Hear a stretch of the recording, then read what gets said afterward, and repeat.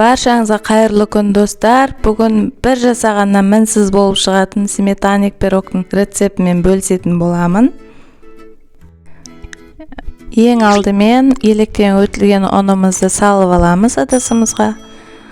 Құмшекерімізді саламыз, жақсылап араластырып, үйде температурада тұрған сары майымызды және разрыхителімізді салып, жақсылап араластыратын боламыз.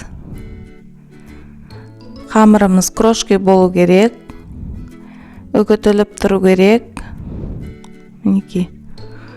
Бір жұмыртқамызды салып, қамыр жасайтын боламыз. Бір жасағаннан мінсіз болып шығатын сметаник пирог сіздерде мен видеома қарап жасап көрсеңіздер болады. Өте дәмді болып шығады. Каналыма тіркелмеген болсаңыздар, тіркеліп, лайк басып кетсеңіздер болады.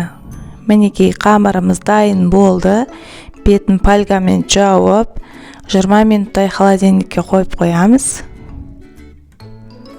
Мінекей қамырымыз дайын болды. 20 минут тұрып шықты. Енді екі бөлікке бөліп, жарты бөлігін астына төсейтін боламыз. Жарты бөлігін жан-жанына төсеп шығамыз. Бір келкі болғанша төсеп шығамыз.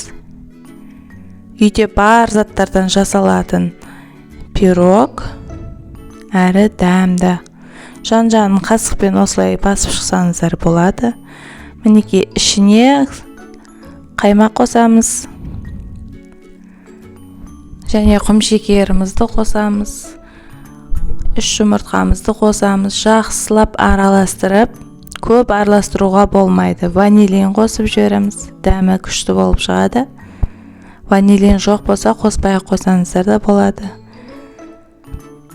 Мұны бәрі араласты, көп араластыруға болмайды. Мінекей салып, тапамызға құйып, 20 минуттай пісіріп аламыз.